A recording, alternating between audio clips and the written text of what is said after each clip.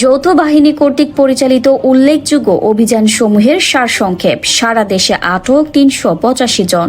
Dhaka ২৬ June ২০২৫ বৃহস্পতিবার। দেশের চলমান পরিস্থিতিতে আইন শৃঙ্খলা নিয়ন্ত্রণে রাখার লক্ষ্যে দেশব্যাপী পেশাদারিত্বের সাথে কাজ করে চলছে বাংলাদেশ সেনাবাহিনী। এরই ধারাবাহিকতায় গত ১৯ জুন ২০২৫ থেকে ২৬ জুন ২০২৫ তারিখ পর্যন্ত বাংলাদেশ সেনাবাহিনীর বিভিন্ন পদাতিক ডিভিশন ও স্বতন্ত্র ব্রিগেডের অধীনস্থ ইউনিটসমূহ কর্তৃক অন্যান্য আইন শৃঙ্খলা রক্ষাকারী বাহিনীর সমন্বয়ে রাজধানী সহ দেশের বিভিন্ন এলাকায় বেশ কিছু যৌথ অভিযান পরিচালনা করা হয়।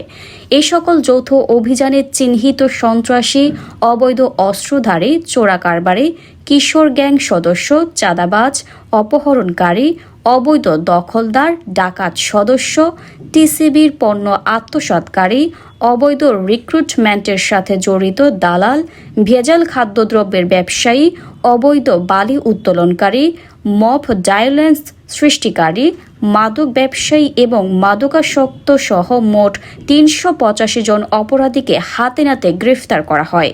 গ্রেফতারকৃত অপরাধীদের নিকট হতে ২৬টি অবৈধ আগ্নেয়াস্ত্র, ৭০টি বিভিন্ন ধরনের গোলা বারুদ, ১১টি ককটেল বোমা, বিভিন্ন মাদকদ্রব্য, সন্ত্রাসী কাজে ব্যবহৃত বিভিন্ন প্রকার দেশীয় অস্ত্র, চোরাই মালামাল, ল্যাপটপ, মোবাইল ফোন ও নগদ অর্থ উদ্ধার করা হয়।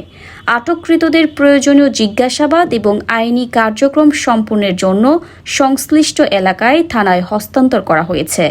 দেশব্যাপী জননিরাপত্তা নিশ্চিত করতে বাংলাদেশ সেনাবাহিনী বিভিন্ন এলাকায় নিয়মিত টহল ও নিরাপত্তা কার্যক্রম পরিচালনা করছে।